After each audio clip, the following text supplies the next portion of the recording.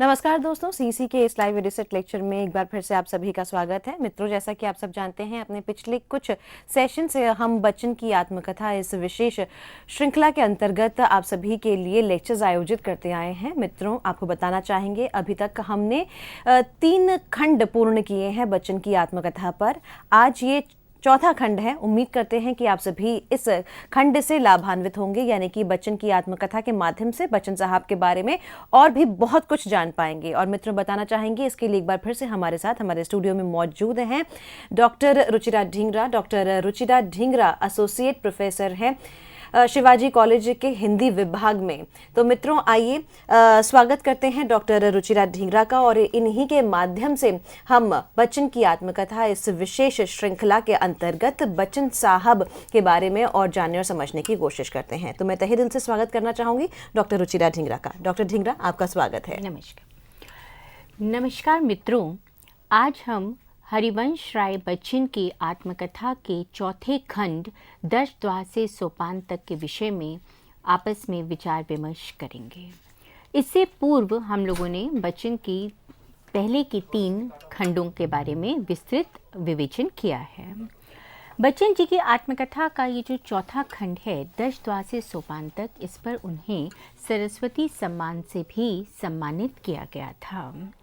उन्होंने अपनी इस आत्मकथा का शीर्षक पहले जीवन की आपाधापी में रखने का निश्चय किया था, किंतु जब वो इसके ऊपर काम कर रहे थे तब कुछ परिस्थितियां ऐसी बनी कि उन्हें लगा कि इसका उचित जो अभिधान है वो 10 द्वार से सोपान तक होना चाहिए।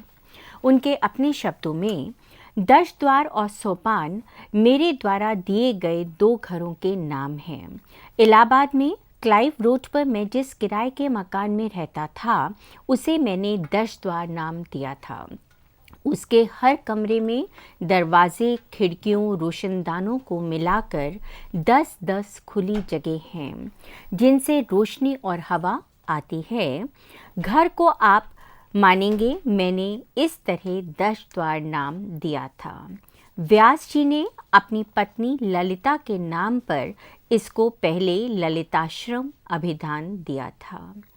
उन्होंने ये स्पष्ट किया कि उन्होंने इलाहाबाद के अपने मकान को 10 द्वार क्यों कहा। इसके पश्चात उन्होंने इस बात को भी स्पष्ट किया है कि उन्होंने गुलमोहर पार्क स्थित अपने मकान को सोपान नाम क्यों दिया, क्योंकि उनका मानना था कि जिस प्रकार से उस मकान के बाहर की जो सीढ़ी है वो तीनों मंजिलों को एक साथ अपने में समेटे हुए है, बाहर से देखने में वो तीनों मंजिलों को छूती हुई सी नज़र आती है, उसी तरह से उसमें रहने वाला बच्चन परिवार, जिसकी 3 पीढ़ियां वहाँ रह रही थीं, हरिवंश राय बच्चन, अमिताभ बच्चन और उनके पुत्र, वो भी निरंतर विकास की ओर उन्मुख हों। इसके साथ ही उनके पहले काव्य संग्रह का नाम सोपान था, और बाद में जब उन्होंने दूसरा खंड निकाला जिसमें उनकी कुछ अन्य चुनिंदा कविताएं थीं, उसका नाम उन्होंने अभिनव सोपान दिया था। उनके अनुसार गुलमोहर पार्क के मकान को मैंने सोपान नाम दिया है। यह तिमंजिला है और तीनों मंजिलों को एक लंबी सीढ़ी जोड़ती है जो नीचे से ऊपर तक एक साथ देखी जा सकती है। सोपान शब्द मेरी साहित्यिक कृतियों के साथ भी जुड़ा हुआ है। अपनी सर्वश्रेष्ठ कविताओं का जो पहला संकलन मैंने प्रकाशित किया था उसे मैंने सोपान कहा था। 1 दशक पश्चात उसमें इस अवधि की और उसी प्रकार की रचनाओं को जोड़ने के पश्चात मैंने उसे अभिनव सोपान कर दिया। जैसे इन कविताओं में मेरे कवि की उत्थान का क्रम सीढ़ी दर सीढ़ी, संग्रह दर संग्रह प्रस्तुत किया जा रहा है, मकान को सोपान नाम देकर मानो मैं यह कामना करता हूँ कि इसमें बसने वाला बच्चन परिवार क्रम क्रम से अभ्युदय अभ्युत्थान की ओर अग्रसर हो। कहने का मतलब ये है कि बच्चन जी ने अपनी इस कृति के शीर्षक की सार्थकता, उसका उद्देश्य यहाँ अपने पाठकों के सामने प्रस्तुत किया है। इसके पश्चात उन्होंने एक कविता के माध्यम से भी अपनी बात को रखा है। नई दिल्ली में गुलमोहर पार्क में सोपान, घर का नाम सोपान क्या, सीढ़ी घर में बसने वालों का मोटो रहे, ऊपर उठने का अरमान। तो उन्होंने गद्य में भी और कविता में भी अपने मंतव्य को यहाँ स्पष्ट किया है। विवेच्य खंड 10 द्वादश सोपान को बच्चन जी ने अपने परिवार को समर्पित किया है और इस खंड में उन्होंने ये भी स्पष्ट किया है कि उन्होंने अपनी रचनाओं को विभिन्न व्यक्तियों को समर्पित करके एक प्रकार से उनके प्रति अपनी जो भावना है, आदर है, उसको उन्होंने प्रस्तुत किया है। विवेच्य खंड को परिवार को समर्पित करते हुए उन्होंने लिखा, बेटों, बहुओं, पोतों, पोतियों के भरे पूरे परिवार को जिससे दूर रहने का दंश पल पल अनुभव करते हुए मैंने यह स्मृति यात्रा की। उल्लेखनीय है कि वो अपने समर्पण के साथ साथ वो एक पंक्ति और भी जोड़ देते हैं जिसके माध्यम से उनके मनोगत जो भावनाएं हैं वो स्पष्ट होती जाती हैं। हैमलेट को उन्होंने अपने पुत्र अमिताभ बच्चन को समर्पित किया है और उन्होंने लिखा, अपने बेटे को अमिताभ को जिसने मेरे हिंदी ओथेलो के प्रथम प्रदर्शन में कैसियो की भूमिका अदा की थी और जो मुझे आशा है किसी दिन मेरे हिंदी हैमलेट के प्रदर्शन में हैमलेट की भूमिका अदा करेगा। उन्होंने अपनी काव्यकृति उभरते प्रतिमानों के रूप श्री सर्वेश्वर दयाल सक्सेना को समर्पित करते हुए इस खंड में उसका भी उल्लेख किया है और कहा है, जिनकी कविता में लोक जीवन का यथार्थ रोमानियत की छाया आया है। बच्चन जी ने अपने इस खंड में इस प्रकार अपने समर्पण के पश्चात 2 पृष्ठों में अपने पाठकों से जो बातचीत की है उसमें उन्होंने इसके बाद के अपने जीवन को संक्षिप्त रूप में प्रस्तुत किया है कि किस प्रकार से वो 10 द्वार से निकले, दिल्ली आए और दिल्ली आकर उनका जीवन किस प्रकार से व्यवस्थित और व्यथित रहा। उन्होंने न्यायालय के कटघरे में खड़े एक व्यक्ति के समान अपनी उद्घोषणा अपनी हस्तलिपि में इस खंड में दी है। उनके अनुसार, मैं कलम पर हाथ रखकर कहता हूँ कि मैं जो कुछ कहूँगा सत्य कहूँगा और सत्य के अतिरिक्त अगर कुछ कहूँगा तो फिर झूठ कहूँगा। बसेरे से दूर खंड के अंत में बच्चन जी ने इस बात की उद्घोषणा की थी कि वो अब इस आत्मकथा को यहीं पर समाप्त कर रहे हैं और इसके पश्चात वो अपने जीवन की कोई भी बात, कोई भी घटना अपने पाठकों के साथ साझा नहीं करेंगे। किंतु चौथे खंड में उन्होंने इस बात पर भी प्रकाश डाला है कि वो कौन से कारण थे जिन्होंने ये उद्घोषणा करने के पश्चात भी कि वो अब साहित्य से संन्यास ले रहे हैं, उन्हें चौथा खंड लिखने के लिए विवश किया। उनके अनुसार बसेरे से दूर से मैंने आत्मकथा लेखन से ही नहीं, लेखन से ही विदा लेने की सोची थी, पर मेरे पाठकों में मुझे विदा नहीं दी। 20 पत्र आए थे कि आत्मकथा से अभी विदा ना लें, चौथा खंड भी दें। इलाहाबाद से दिल्ली आने के बाद भी आपके जीवन में बहुत कुछ हुआ है जिसमें हमारी रुचि है। और एक महिला उनकी जो प्रशंसक थी, उन्होंने तो यहाँ तक कह दिया था, विदा मेरे ठेंगे से। मैंने बसेरे से दूर के आखिरी पन्ने को फाड़ दिया है और आत्मकथा के चौथे खंड की प्रतीक्षा में रहूँगी। अपने पाठकों और प्रशंसकों के निरंतर आने वाले पत्रों में जो आग्रह दिखाई दिया उसको बच्चन जी अनदेखा नहीं कर पाए। इसके अतिरिक्त उन्हें ये भी लगा कि सच में उनके जीवन में ऐसा कुछ रह गया है जो उनके पूर्व के खंडों में चित्रित नहीं हुआ है और उन्होंने चौथा खंड लिखने की अपनी जो विचार है उसको कायम रखा। विवेचक खंड में उनकी आत्मकथा के प्रथम 3 खंडों से यह खंड अधिक बड़ा है, विस्तृत है और इसमें उन्होंने उन सभी व्यक्तियों के प्रति अपना आभार व्यक्त किया है जिन्होंने दिल्ली आने के पश्चात उनके जीवन को व्यवस्थित करने में अपना योगदान दिया है। इसका इतिवृत्त 2 खंडों में विभक्त है, पहला खंड और द्वितीय खंड। इन दोनों ही पड़ावों को उन्होंने विभक्त किया है। पहला पड़ाव उनके जीवन में आने वाले उन घटनाओं को चित्रित करता है जब वो दशद्वार से विदा लेकर दिल्ली के गुलमोहर पार्क में आते हैं। प्रथम पड़ाव 269 पृष्ठों में विस्तृत है और दूसरा पड़ाव जो है वो 219 पेजों में आता है।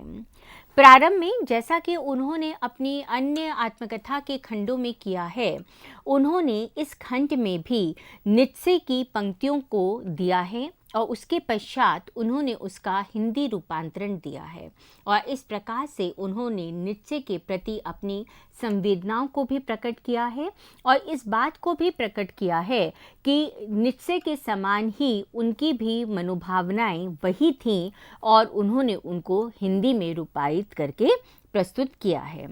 उनके अनुसार जितना कुछ भी लिखा जाता है उसमें से मैं उसी को कद्र करता हूँ जो किसी ने अपने रक्त से लिखा है। रक्त से लिखो और तुम देखोगे कि तुम्हारे रक्त में तुम्हारी आत्मा बोलती है। किसी नव प्रस्तुत आत्मा को समझना आसान काम तो नहीं है। सिर्फ वक्त काटने के लिए किताबें पढ़ने वालों से मुझे घृणा है। इस स्वीकारोक्ति के साथ उन्होंने अपने मन के भावों को अपने पाठकों के साथ साझा किया है। इस उद्घोषणा के पश्चात बच्चन जी ने प्रयाग विश्वविद्यालय में अपने साथ काम करने वाले सहयोगियों द्वारा दिखाई गई उपेक्षा और अवमानना का चित्रण किया। किन परिस्थितियों में उन्हें ये निर्णय लेना पड़ा कि उन्हें प्रयाग विश्वविद्यालय को ही नहीं अपितु इलाहाबाद को छोड़ना भी पड़ा, इन बातों का भी चित्रण इस खंड के इस पड़ाव में किया गया है। उन विगत घटनाओं का उल्लेख भी उन्होंने किया जिन्होंने समय समय पर बच्चन जी को व्यथित किया, व्यग्र किया और उन्हें विवश किया इस निर्णय को लेने के लिए। उन्होंने इस समय करकल चंपा प्रसंग, युवावस्था में किस प्रकार से समाज में प्रचलित जो खान पान संबंधी मान्यताएं थीं, छुआछूत की मान्यताएं थीं और जो जर्जर मान्यताएं थीं, उनका विरोध करने के कारण समाज ने, जाति ने उन्हें और उनके परिवार को बहिष्कृत कर दिया था, इसका भी उन्होंने चित्रण किया है। उन्होंने ये भी बताया कि किस प्रकार से श्यामा जी की मृत्यु और उसके पश्चात तेजी जी से अंतर्विवाह करने का उनके निश्चय को समाज ने अपनी स्वीकृति नहीं दी और उनके विवाह में कोई भी उनका जो परिजन था, सगे संबंधी थे, वो सम्मिलित नहीं हुए। एक बार का भी उन्होंने ये भी अंकन किया है कि किस प्रकार से जब उनकी चाची ने एक पारिवारिक भोज में उन्हें और उनकी पत्नी तेजी जी को आमंत्रित किया था, उस समय उन्हें अलग बैठकर भोजन करने के लिए विवश किया गया और इस बात ने उन्हें इतना व्यथित किया था कि उन्हें लगा कि अब वो इस माहौल से, इस परिवेश से अपने आप को अलग कर लें, तभी उन्हें मानसिक रूप से थोड़ी सी शांति मिलेगी। उनसे ईर्ष्या करने वाले लोग यहाँ पर चुप नहीं रहे, वो इससे और अधिक आगे बढ़े और वो ये कामना करने लगे कि कब उनका तेजी जी से जो ये विवाह है वो टूटेगा और वो तमाशा देखेंगे। एक साहित्यकार ने तो इससे भी आगे हद पार कर दी और उन्होंने उनके नवजात शिशु अमित को घेरे में ले लिया और उनके लिए एक दोहा भी लिख डाला। बच्चन जी के बच्चा हुआ, नाम हो बच्चू सूर, माँ और बाप के नाम का की छाप रहे भरपूर।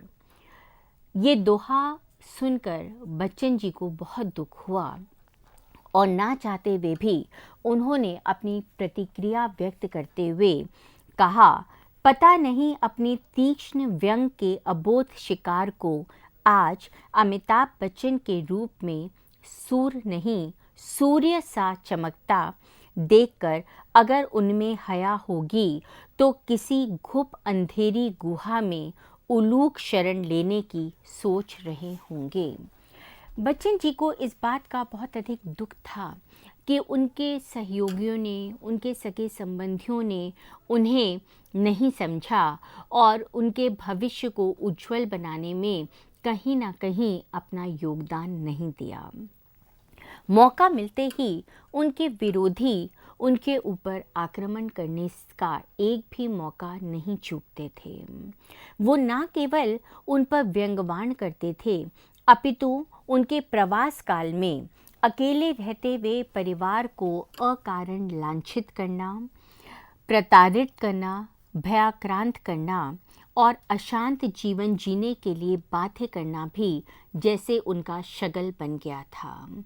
गुमनामी, धमकी भरे पत्रों से दुखी और व्यथित लेखक अपने परिवार को सुरक्षा देने के लिए निरंतर चिंतित रहने लगा और इन घटनाओं ने उन पर इतना प्रतिकूल प्रभाव डाला कि वो शोध कार्य करते समय वो एक समय ऐसा आया कि उनके मन में ये विचार आया कि वो अपना कार्य अधूरा छोड़कर वापस चले जाएं। इन्हीं घटनाओं और रेडियो स्टेशन में कार्य करते हुए बच्चन जी ने दिल्ली, बनारस और इंदौर की यात्राओं का भी वर्णन अपने इस खंड में किया है।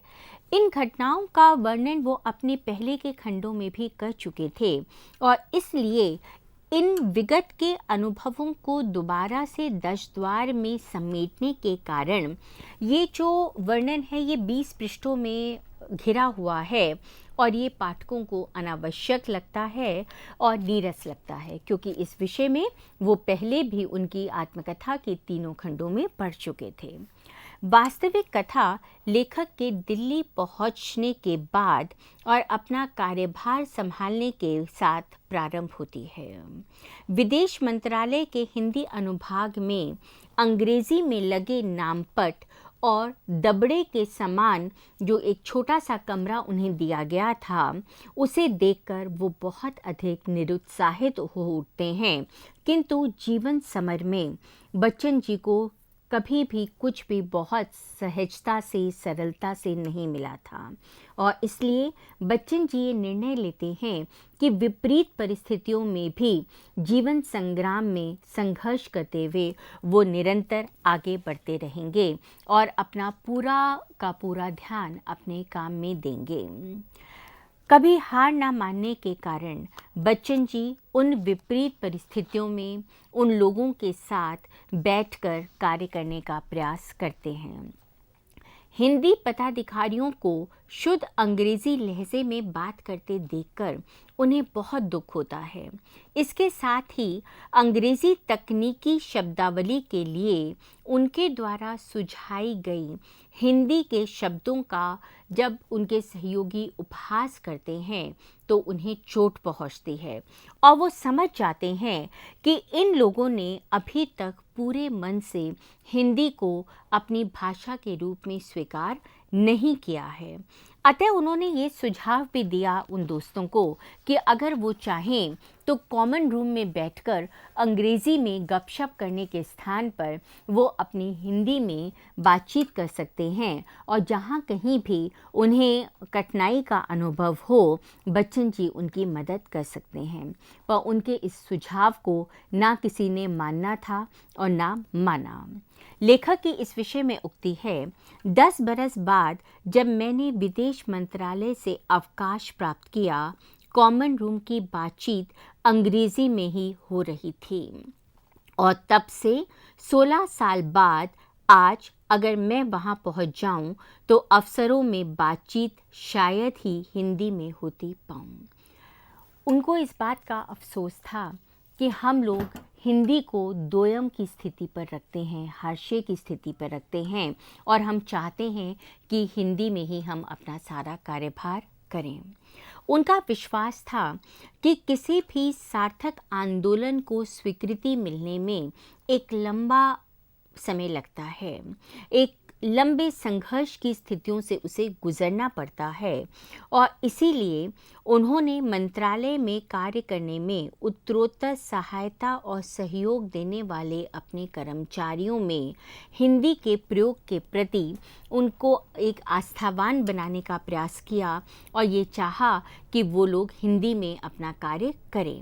उनके अनुसार उनका ये मानना था कि यदि वो व्यक्ति अपना मोटो ये बना लें कि उन्हें हिंदी में कार्य करना है तो कोई भी परिस्थिति उन्हें इसके विपरीत कार्य करने के लिए बाध्य नहीं कर सकती। उनके अनुसार इस मंत्रालय में जो काम अंग्रेजी में किया जाता है वह सब हिंदी के माध्यम से भी किया जा सकता है, ठीक उसी तरह और कहीं कहीं उससे ज़्यादा अच्छी तरह, और उसे एक बड़े ब्लैक बोर्ड पर लिखवा कर उन्होंने हिंदी विभाग के सामने टंगवा दिया। अपने सहयोगी अजित कुमार का हिंदी के प्रति प्रेम देखकर उन्होंने उनका सहयोग लेने का प्रयास किया और उनका उत्साह को देखकर उन्होंने हिंदी सीखने के इच्छुक कुछ अवसरों के लिए एक हिंदी कक्षा का भी आयोजन किया, जहां बैठकर वो सहयोगी हिंदी के विषय में विचार विमर्श कर सकते थे, हिंदी को के विकास के बारे में बातचीत कर सकते थे और अपना योगदान दे सकते थे। किंतु कुछ समय के पश्चात उनके सामने इसमें भी अवरोध की स्थितियां उत्पन्न होने लगीं और उन्हें ये बताया गया कि इसके लिए एक सरकारी योजना बन गई है और उन्हें अपना काम जो है वो एक प्राध्यापक के रूप में करने की कोई आवश्यकता नहीं है, क्योंकि इस कार्य के लिए एक अध्यापक नियुक्त कर दिया गया है। उन्हें और उनके सहयोगी अजीत कुमार को यह संकेत बहुत स्पष्ट रूप से दे दिया गया कि उन्हें केवल अपने आप को अनुवाद कार्य तक के लिए ही सीमित कर देना चाहिए। इतना ही नहीं, उनको अपने कार्य को जो उन्होंने हिंदी में नोटिंग की थी उसको भी दोबारा से अंग्रेजी में अनुदित करना पड़ा। इन सब प्रसंगों के कारण बच्चन जी को ये स्पष्ट हो गया था कि उनके द्वारा किया गया कोई भी प्रोत्साहन हिंदी को आगे विकास की ओर ले जाने का उनकी योजना वहीं के वहीं धराशाही होने जा रही है और उन्होंने अपने आप को अपने कार्यों तक ही सीमित कर लेने का निश्चय किया। बच्चन जी समझ गए थे कि उन्हें अपने आप को अब सीमित करने का समय आ गया है और उन्हें अपने विचारक और चिंतक रूप को भुला देना है।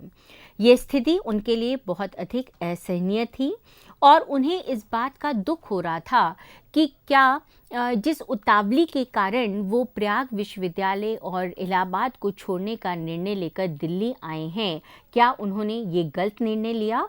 उन्होंने कहा, मैंने दिल्ली आने के लिए बहुत बड़ी कीमत अदा कर दी, अनुवादक बनने के लिए अपने कवि और अध्यापक की उपेक्षा करके मैं विदेश मंत्रालय में गिरवी तो नहीं रखा गया। क्या मैं अपने कवि अध्यापक जीवन में नहीं लौट सकता? साल भर की ही तो छुट्टी पर आया हूँ अभी। किंतु तत्क्षण उनका जो दृढ़ संकल्पी अनुभव था या जो उनका मनोभाव था या जो उनका रूप था वो आगे आ जाता है और वो स्वयं अपने सिद्धांतों का स्मरण करते हुए कह उठते हैं, जिन कपाटों की तरफ मैं पीठ करता फिर ना उनकी ओर अपनी दीठ करता, और वो फिर उसी उत्साह के साथ अपने जीवन संग्राम में आगे बढ़ने के लिए कूद पड़ते हैं। बच्चन जिनको अपना इच्छित सब कुछ मिला किंतु थाली में सजा हुआ नहीं, उसके लिए उन्हें निरंतर संघर्ष करना पड़ा। बलराज और अलका जी को दिए गए अपने वचनों के अनुसार इस समय उन्होंने शेक्सपियर की समय सिद्ध कृतियों का अनुवाद करना प्रारंभ किया।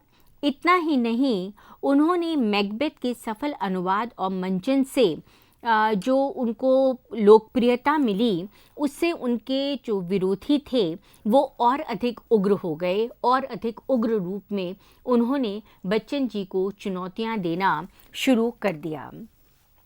उन्हें एक सप्ताह के भीतर अपने साउथ एवेन्यू के मकान को छोड़कर डिप्लोमेटिक एन्क्लेव के मकान में जाने का आदेश भी दे दिया गया और भारतीय विदेश सेवा की क-ख शाखाएं प्रारंभ होने पर, योग्य होने पर भी उन्हें ग्रेड 2 दिया गया। उनका वेतन 1000 हो गया और 3 वर्षों तक उन्हें कोई तरक्की नहीं दी गई। इतनी सारी विडंबनाओं, विरोधों के बावजूद बच्चन जी जो हैं वो अपने कार्य में दृढ़तापूर्वक लगे रहे और जब कालांतर में पंडित नेहरू द्वारा न्यूज़ बुलेटिनों के सरलीकरण का उन्हें कार्य मिला, तब जाकर उनका वेतन 1500 रुपये हुआ। विदेश मंत्रालय में विभाग से संबंधित कार्य करने के अतिरिक्त उन्हें अन्य बहुत सारे कार्य करने के लिए भी बाध्य होना पड़ा, किंतु उन्होंने इन सब को चुनौती के रूप में स्वीकार किया। उनके अनुवाद सरल और सुबोध होते थे और इसलिए उन्हें कई सारे महत्वपूर्ण कार्य भी करने के लिए दिए गए और इन सब को उन्होंने सहर्ष स्वीकार किया। इस प्रकार हम देखते हैं कि बच्चन जी के जीवन में कितने भी विरोध आए, कितनी भी चुनौतियां आईं, कितने भी संघर्ष आए, उन सब का उन्होंने डट कर मुकाबला किया और उन्हें चुनौती के रूप में स्वीकार कर उनके सामने अडिग रूप में खड़े रहे और अपने जीवन को आगे बढ़ाते चले गए। इस खंड में उन्होंने जो अपना दूसरा पड़ाव है उसमें उन्होंने अपनी और कृतियों के बारे में चर्चा की है, जिसके बारे में हम अपने आगामी सत्र में विचार करेंगे। धन्यवाद।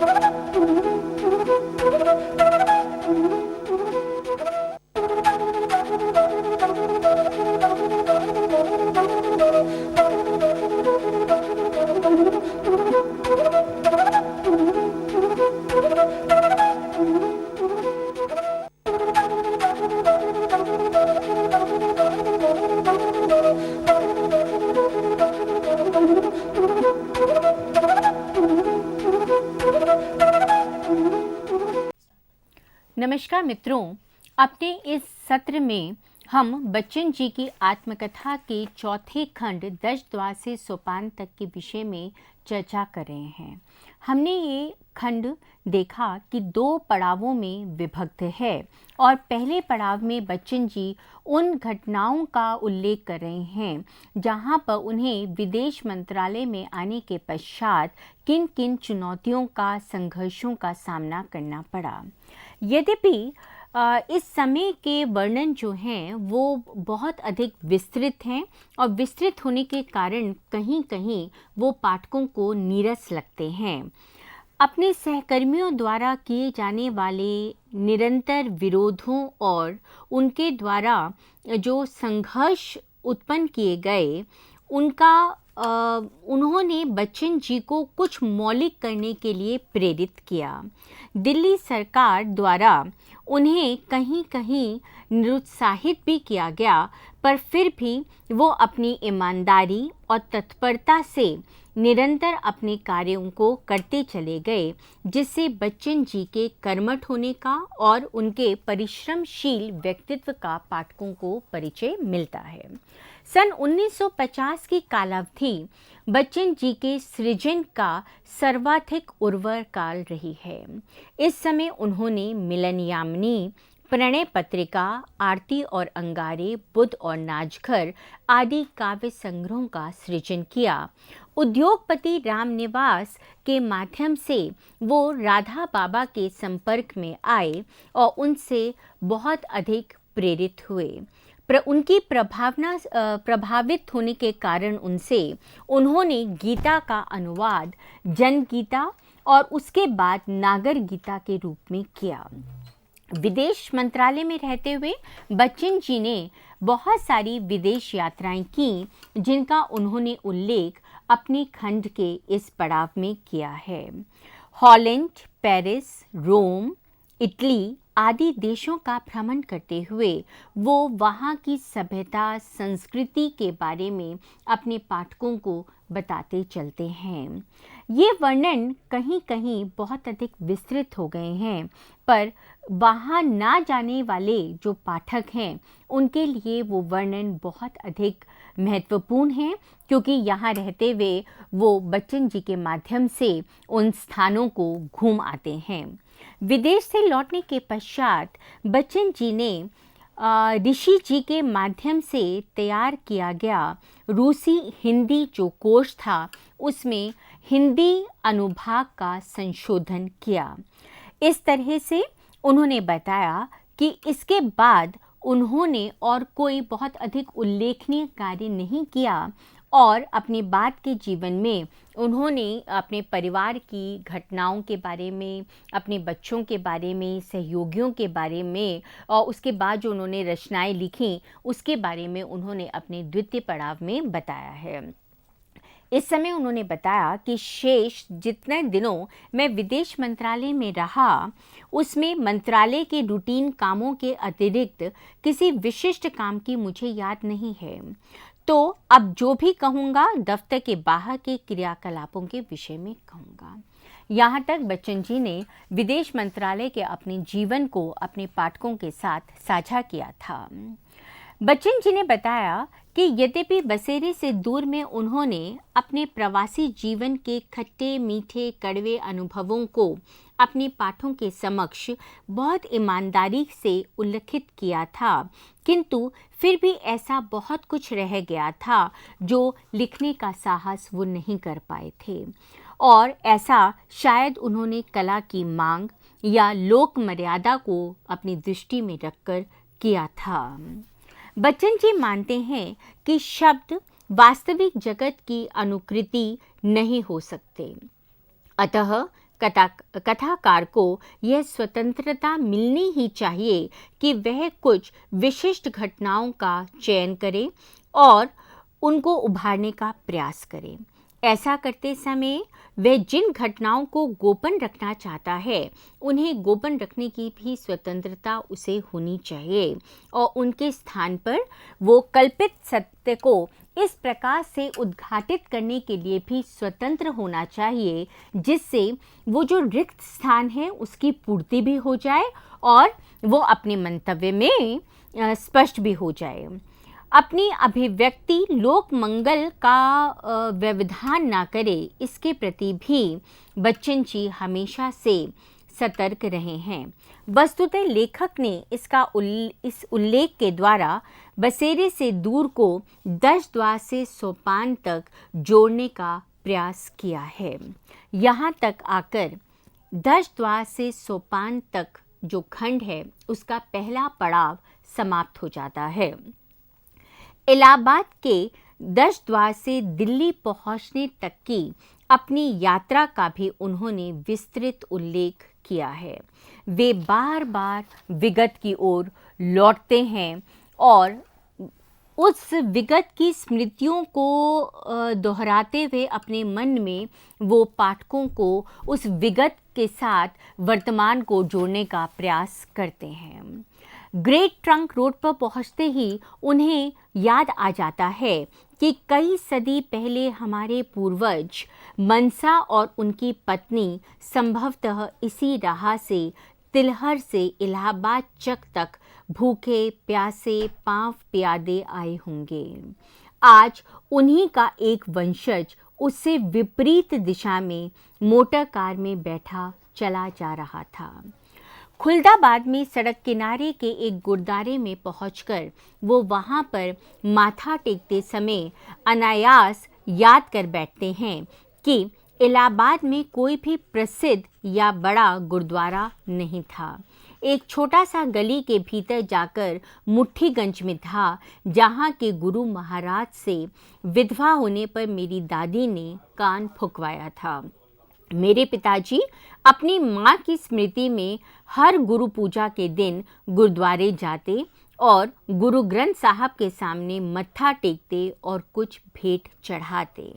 राधा बुआ, परदादी और माँ के साथ मंदिर जाने और गंगा जमुना में स्नान पर जाने पर भी उनके मन में जो ये यादें हैं वो पूर्ववत बनी रहती हैं। और उन यादों का उल्लेख करते हुए बच्चन जी इस खंड में कहते हैं, मुझे याद आता है मोहल्ला चक के पूर्व में मस्जिद थी, उत्तर में इमाम बाड़ा था, बीच में 2 देवियों के थान थे, शहीद मर्द की कब्र थी, शिवाला था ही, दक्षिण में राधा कृष्ण मंदिर थे, पश्चिम में महाजनी टोली में जैनियों के मंदिर थे।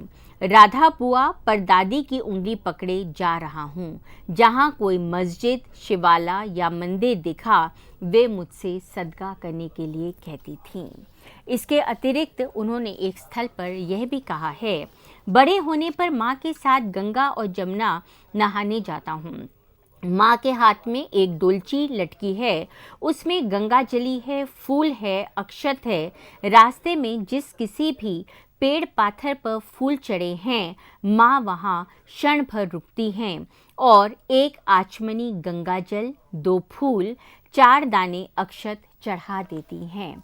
इन वर्णनों के माध्यम से बच्चन जी ने अपने विगत को स्थान स्थान पर याद किया है।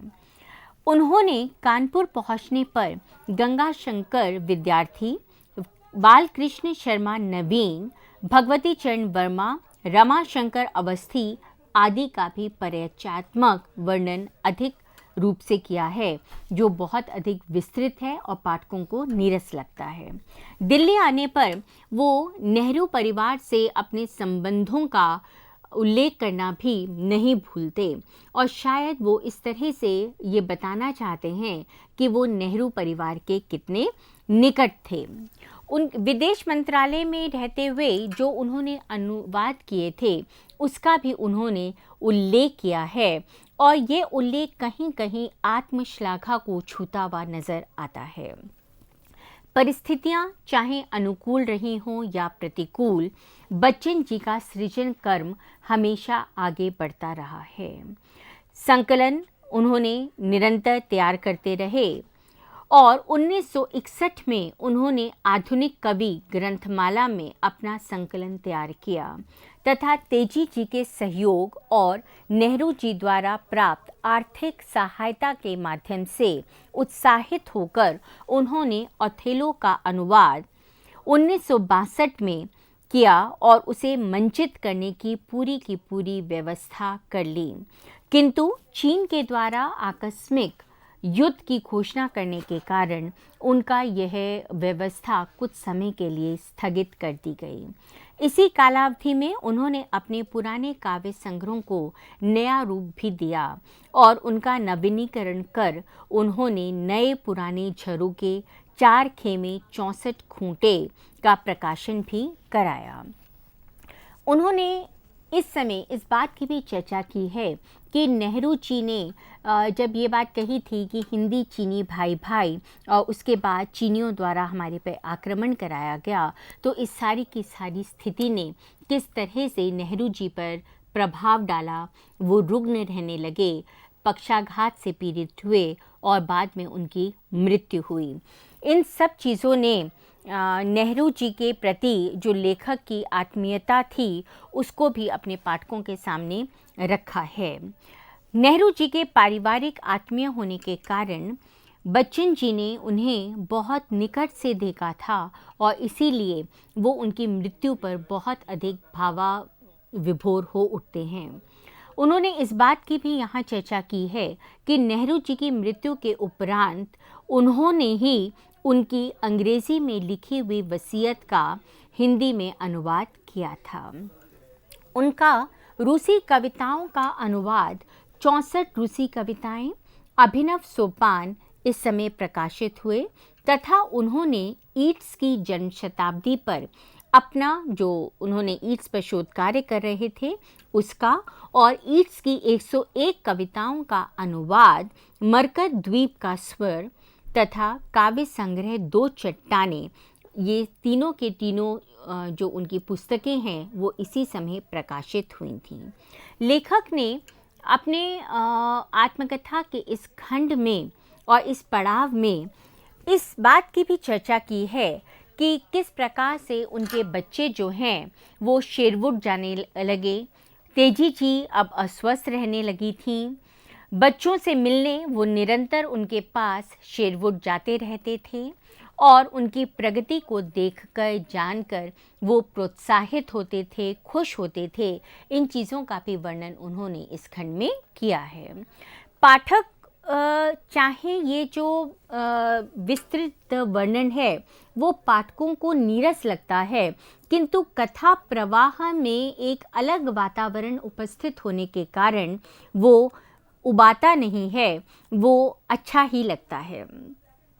ये विषयांतर पाठक को दूसरे एक माहौल में, दूसरे एक वातावरण में ले जाता है। विदेश मंत्रालय से सेवा मुक्त होने के पश्चात के जीवन में के बारे में बातचीत करते हुए लेखक ने बताया है कि सेवा मुक्त होने के 1 साल के बाद का अनुरोध कि किस प्रकार से उनका जो कार्यकाल है वो 1 साल तक बढ़ा दिया जाए, इस अनुरोध को सरकार नहीं मानती और वो इस बात से थोड़े से दुखी हो जाते हैं। किंतु उन्हें इस बात की भी प्रसन्नता होती है कि उन्हें 6 वर्षों के लिए राज्यसभा का सदस्य मनोनीत कर दिया गया था। भारत और साम्यवादी देशों के सांस्कृतिक आदान प्रदान कार्यक्रमों के अंतर्गत बच्चन जी रूस, मंगोलिया, चेकोस्लोवाकिया आदि स्थानों पर गए और वहाँ का उन्होंने जो प्राकृतिक सौंदर्य है, सामाजिक सांस्कृतिक जो वहाँ का वातावरण है, उसके बारे में उन्होंने अपने इस खंड में पाठकों को बताया है। लेखक की सूक्ष्म पारदर्शी दृष्टि किसी तथ्य को उसकी सूक्ष्मता और गहराई से जानने की जो बच्चन जी की प्रवृत्ति है और विदेश में रहते हुए विभिन्न स्थानों को अच्छी तरह से देखने की जो उनकी आकांक्षा है, इसके विषय में पाठकों को इस समय पता चलता है। यहाँ पाठकों को इस बात का भी संकेत मिलता है कि विदेश भ्रमण करते समय बच्चन जी के पास बहुत अधिक पैसे नहीं होते थे और इसलिए वो बहुत सारे स्थानों को, उनकी सुंदरता को देखने से वंचित रह गए थे।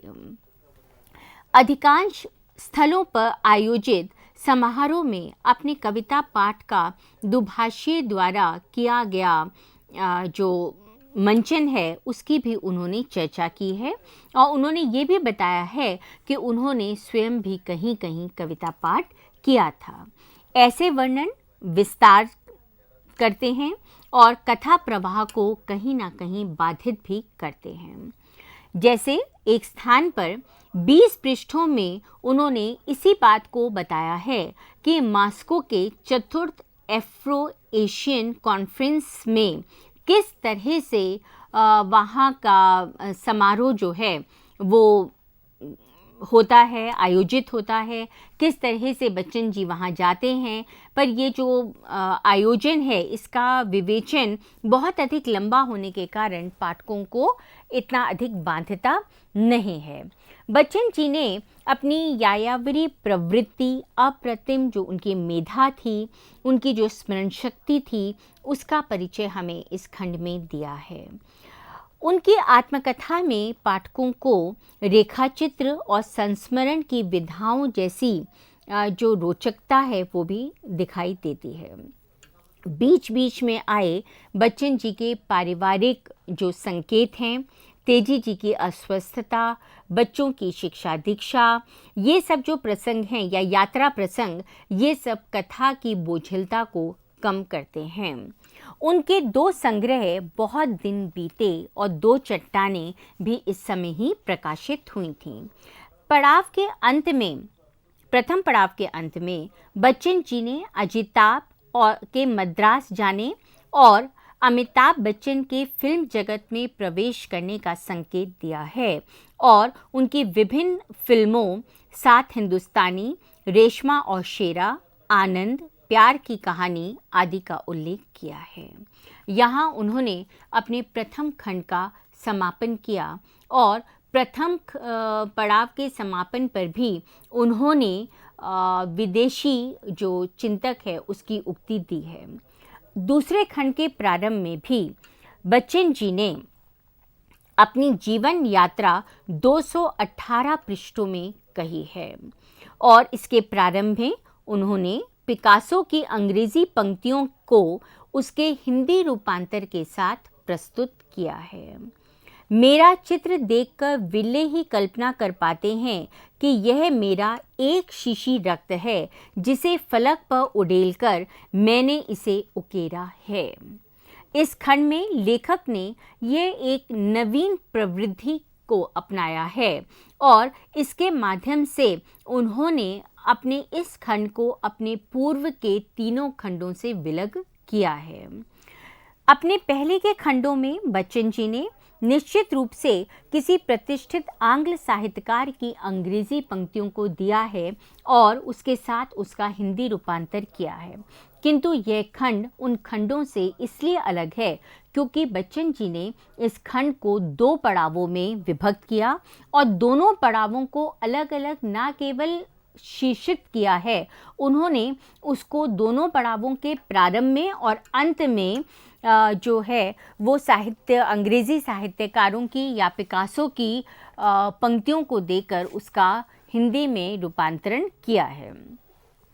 दूसरे पड़ाव में पिकासो की पंक्तियों को देकर लेखक ने यह भी संकेत किया है कि उन्होंने अपनी आत्मकथा को अत्यंत परिश्रम के साथ सृजित किया है। प्रारंभिक पृष्ठों में उनकी संसद सदस्यता के बाकी के 4 महीनों में किस प्रकार से उन्होंने मानसिक द्वेष का अनुभव किया, मानसिक रूप से वो ऊहापोह की स्थिति में रहे, इसका उन्होंने चित्रण किया है। क्योंकि इस समय उनके सामने एक सबसे बड़ा प्रश्न था कि वो अब कहाँ रहेंगे, जीविकोपार्जन के लिए वो क्या करेंगे। इसी समय प्रधानमंत्री के निजी सचिव श्री विशन टंडन उन्हें आकर एक सूचना देते हैं और बताते हैं कि प्रधानमंत्री दिल्ली में ही आपको एक दूसरी तरह का काम देना चाहती हैं जो आपकी रुचि के अधिक अनुकूल होगा और जिसकी मासिक आय आपकी वर्तमान आय से तिगुनी नहीं तो दुगनी अवश्य होगी।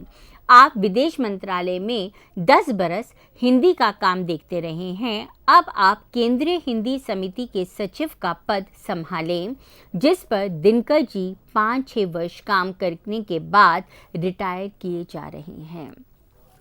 एक तरफ बच्चन जी को इस बात की खुशी थी कि जो चिंता उनको थी कि वो अब क्या करेंगे, उनका समाधान टंडन जी लेकर आए हैं, किंतु इसके साथ ही उन्हें इस बात का दुख है कि दिनकर जी रिटायर हो रहे हैं और कहीं दिनकर जी को ये ना लगे कि उनकी रिटायरमेंट का षड्यंत्र बच्चन जी ने रचा है और वो इस कार्य के लिए अपनी अस्वीकृति दे देते हैं।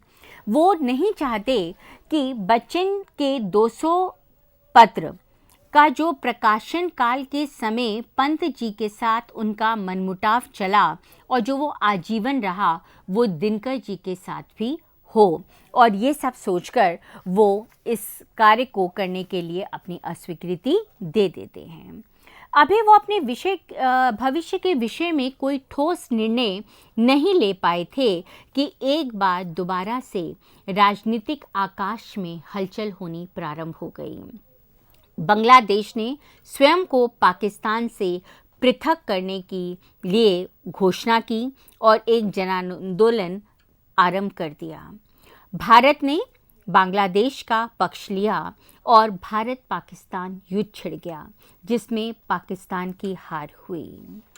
इसी समय बच्चन जी ने इस बात का उल्लेख किया है कि उन्हें बड़ी आंत के नीचे एक फोड़ा निकल आया था, जिसका उन्हें ऑपरेशन कराना पड़ा। विलिंगटन अस्पताल में अमिताभ बच्चन द्वारा नियुक्त की गई नर्सों ने उनकी सेवा की और मात्र सदृश जो उन्हें वो सेवा प्राप्त हुई, उससे उन्हें अपनी विगत की कुछ स्मृतियां जो थीं वो याद आ गईं। उन्होंने कहा, मैंने 3 माएँ जानी थीं, अपनी अम्मा, चमारिन अम्मा जिसका दूध मैंने पिया था, और चंपा जो मुझे अपना मातृत्व रूप दिखा मुझसे सदा के लिए अलग हो गई थी। अमिताभ द्वारा मंगल आवास के ऊपर 2 कमरे बनवाने का आश्वासन मिलने पर बच्चन जी उसके साथ बम्बई जाने का निश्चय कर लेते हैं। वहीं उन्हें संसद की सदस्यता समाप्त होने की सूचना पत्र के द्वारा प्राप्त होती है। बच्चन जी को दिल्ली लौटकर अपनी 5000 पुस्तकों को समेटना था, और इतना ही नहीं, उन्हें इस बात की भी चिंता थी कि जो इतने वर्षों में 14 वर्षों में उन्होंने अपनी गृहस्थी को जोड़ा है, बटोरा है, वो सारा का सारा सामान लेकर वो बम्बई किस प्रकार से शिफ्ट हो सकेंगे, क्योंकि अमिताभ बच्चन के घर मंगल में इतना अधिक स्थान नहीं था कि ये सब सामान वहाँ पर समेटा जा सके। यहीं पर बच्चन जी ने इस बात को स्पष्ट किया है कि पुस्तकों के प्रति जो उनका ये जुड़ाव था वो उन्हें अपने परिवार से पैतृक संस्कार के रूप में मिला है। उन्होंने बताया, अपने बाबा के खारुए के बस्ते के बारे में मैंने राधा से सुना था। खारुए का बस्ता तो कभी का सड़ गल गया होगा। अपने लड़कपन में मैंने अपने दादा की हाथ बने कागज़ की हस्तलिखित किताबें, कुछ बेजिल्द, कुछ चमड़े की जिल्द बंद, सबकी सब अरबी लिपि में एक बड़े से लकड़ी के बक्से में देखी थी। हर साल दिवाली पर जब कोठरियों की पुताई होती, वह बक्सा निकालकर आंगन में रखा जाता, किताबें निकालकर झाड़ पोंछ कर फिर उसमें रख दी जाती। हर साल कुछ किताबें दीमक लगी मिलती, बहुत दीमक लगी किताबों को फेंक दिया जाता, और इस तरह एक साल बाबा का वह बक्सा खाली हो गया। बच्चन जी भी बहुत सारी किताबों को, अपनी स्मृतियों को अपने साथ समेटकर बम्बई जाने का निश्चय कर लेते हैं, और उन्हें लगता है कि ये जीवन जो है वो उनका संघर्षों में ही बीतेगा। वो परिवार के स्तर पर अपने बेटों के जन्मदिन, उनके विवाह, उनके पोते पोतियों का जन्म, उनके नामकरण, इन सब का भी वर्णन इस खंड में आगे करते चलते हैं, जिससे सरसता की सृष्टि हमें दिखाई देती है। कहना नहीं होगा कि 10 द्वार से सोपान तक जो बच्चन जी का ये चौथा आत्मखंड है, वो बच्चन जी के पूरे व्यक्तित्व को समग्रता के साथ अपने पाठकों के सामने प्रस्तुत करता है। धन्यवाद। इसी के साथ हम धन्यवाद देना चाहेंगे डॉक्टर रुचिरा ढींगरा का, जिस तरह से उन्होंने व्याख्यान दी है बच्चन की आत्मकथा खंड 4 पर। उम्मीद करते हैं आप सभी इस लेक्चर से लाभान्वित हुए होंगे। मित्रों, अगर आप अपनी किसी भी प्रकार की प्रतिक्रिया इस लेक्चर के संबंध में हमारे साथ साझा करना चाहते हैं तो इसके लिए आप हमसे संपर्क कर सकते हैं हमारी ईमेल आईडी के माध्यम से। हमारी ईमेल आईडी है info.cc@nic.in। आपके किसी भी प्रकार के प्रश्न हैं, ये भी आप इस आईडी के माध्यम से हमसे पूछ सकते हैं और हम उम्मीद करते हैं कि जब अगली बार डॉक्टर रुचिरा ढींगरा हमारे स्टूडियो पहुंचेंगी तो हम साक्षात आपके पूछे गए प्रश्नों का हल यहाँ इन लाइव एडिसेट लेक्चर्स के माध्यम से देंगे। डॉक्टर ढींगरा, आज हमने बच्चन साहब के बारे में एक बार फिर से बात करी, आत्मिक रूप से उनके बारे में और जानने की कोशिश करी। अगर हम आगामी लेक्चर्स के बारे में बात करें तो और क्या हम जानने वाले हैं बचन साहब के बारे में? देखिए, बच्चन जी की आत्मकथा के अतिरिक्त उन्हें हम पत्रों के माध्यम से, उनकी भूमिकाओं के माध्यम से और किस प्रकार से वो अपने साहित्यिक जो उनके सहयोगी थे उनके साथ जब वो विचार गोष्ठियाँ करते थे तो उन विचार गोष्ठियों में से कौन से तत्व बाहर निकल के आए, उनके माध्यमों से हम बच्चन के व्यक्तित्व और उनके कृतित्व के बारे में समग्रता से समझ सकते हैं। तो अपने आगामी वक्तव्यों में हम उन्हीं विषयों पर चर्चा करने का प्रयास करेंगे और कोशिश करेंगे कि हम हरिवंश राय बच्चन को, जो अब तक ज़्यादातर पाठकों के सामने मधुशाला के कवि के रूप में विख्यात हैं, उन्हें हम उनके गद्यकार के रूप में और जो गद्य में उन्होंने विभिन्न विधाओं में लिखा है उनके माध्यम से हम उन्हें समग्र रूप में समझने का प्रयास करें। बच्चन साहब के जीवन में वो कौन सा क्षण था जब वो एक कवि के रूप में लोकप्रिय हुए, जब लोग उन्हें जानने लगे, पहचानने लगे और उनको इस बात की अनुभूति होने लगी कि हाँ, अब उनकी जो कविताएं हैं वो जन जन तक पहुंच रही हैं? देखिए, वैसे तो प्रारंभ से ही उनकी कविताओं के प्रति पाठकों का एक रुझान रहा है, किंतु मुझे लगता है कि मधुशाला जो उनकी काव्य कृति है वो उस समय भी उतनी लोकप्रिय थी और आज भी अगर हम देखें तो जो साहित्य प्रेमी हैं वो उनकी जुबान पर मधुशाला का कोई ना कोई गीत जो है वो कभी ना कभी उभर कर आता है। तो मधुशाला के रूप में और उसके बाद बहुत सारी पैरोडियाँ लिखी गईं, चरखाशाला, चायशाला, तो मतलब वो इतनी ज़्यादा लोकप्रिय रही उनकी एक कृति कि लोगों ने उसकी बराबरी करनी चाहिए, पर बच्चन बच्चन हैं और शायद इसलिए सूर्य को पकड़ने की जो कोशिश है या उसको छूने की जो कोशिश है वो आज तक कोई अन्य व्यक्ति नहीं कर पाया। जी बिल्कुल, चाहे उन्होंने ज़रूर लिखा हो, जो बीत गई सो बात गई, लेकिन जितना भी कुछ उन्होंने लिखा उन्हें हम निरंतर पढ़ते हैं और यही उम्मीद करते हैं कि उनसे हम जीवन जीने की शैली सीखें, क्योंकि कहीं ना कहीं उसमें ज़िंदगी का फ़लसफ़ा छुपा हुआ है उनकी कृतियों में, उनकी कविताओं में। तो मित्रों, हम यही चाहेंगे आप बच्चन साहब को ज़रूर पढ़ें और उनको पढ़ते रहें और हमारे साथ अपनी प्रतिक्रियाएं साझा करते रहें। हम आपसे जल्द मिलेंगे, तब तक के लिए नमस्कार।